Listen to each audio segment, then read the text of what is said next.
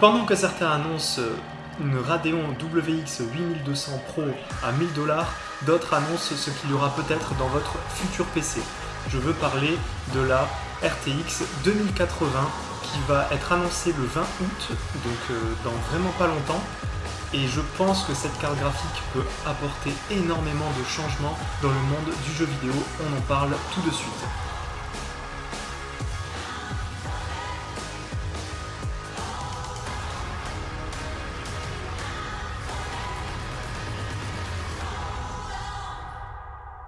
Et oui, je veux bien parler de la génération Turing qui va être annoncée officiellement le 20 août, plus précisément la carte graphique RTX 2080 qui va sortir dans peu de temps, certainement dans 2 ou 3 mois. Normalement, au mois d'octobre, on devrait voir les premières RTX du coup 2080. Et oui, car il n'y a plus de GTX, il y a des RTX maintenant, en tout cas pour le haut de gamme de Nvidia, c'est-à-dire RTX 2080 et RTX 2070. Avant, on avait des GTX 1080, 1070, 1060, 1050, etc. Maintenant, on a des RTX. Alors, ce n'est vrai uniquement pour le haut de gamme, en tout cas d'après les rumeurs, car ensuite, à partir de la 1060, on retournera sur des GTX, donc la nouvelle génération 2060 sera donc la GTX 2060. Alors, d'après les rumeurs, il y a au moins 4 points importants qui seront ajoutés à cette nouvelle génération de cartes graphiques par rapport à la génération Pascal. Donc déjà, ce qu'il faut savoir, c'est qu'elle est, pour les plus hauts de gamme, elle est potentiellement jusqu'à 6 fois plus performante qu'une génération Pascal. Donc c'est Nvidia qui annonce ces chiffres, c'est-à-dire qu'ils ont fait des tests par rapport à la génération Pascal et par rapport à la génération Turing.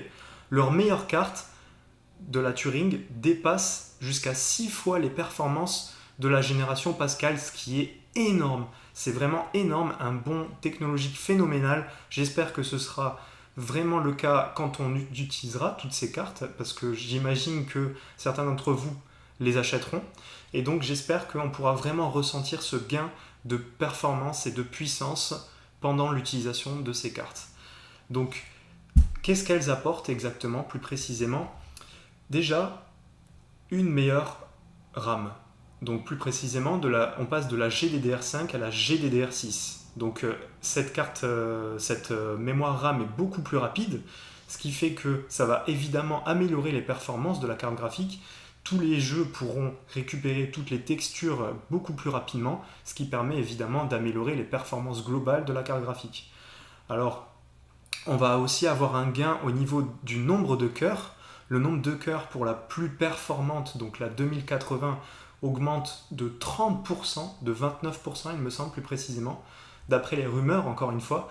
Donc 30% de gain en nombre de cœurs pour la carte graphique, c'est-à-dire qu'elle va pouvoir traiter encore plus d'éléments en parallèle, ce qui est génial.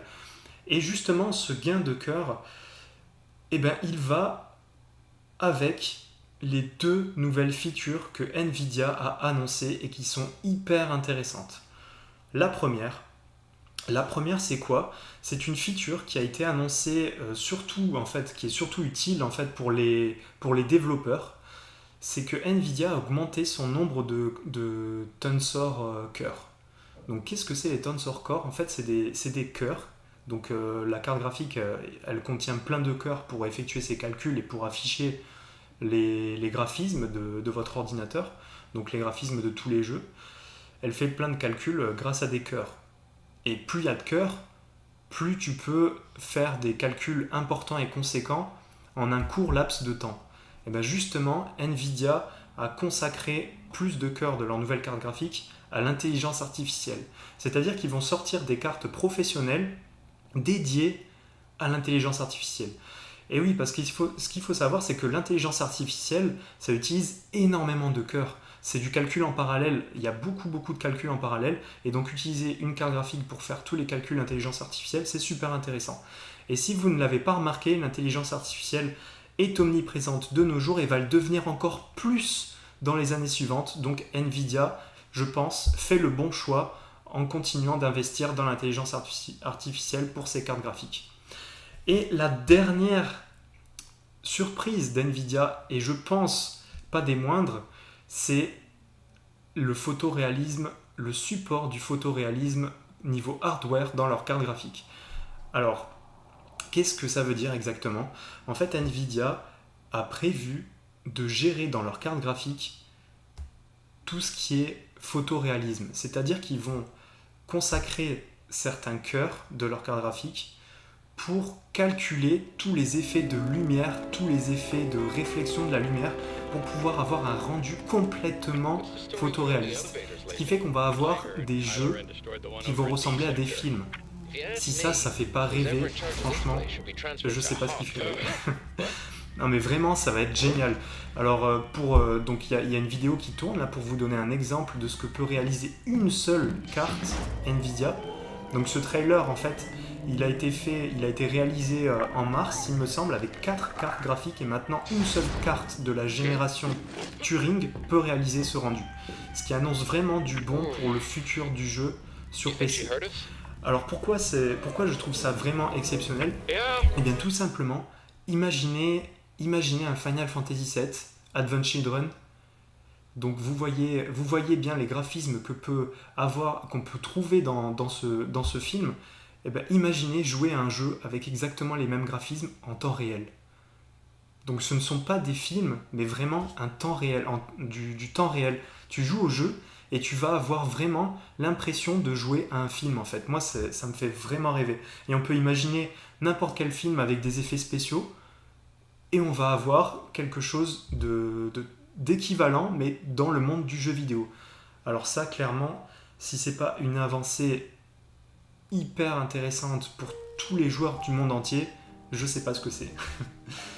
Donc on peut donner un autre exemple, par exemple Avengers par exemple. Donc là clairement il y a du photoréalisme partout dans Avengers avec tous les effets spéciaux.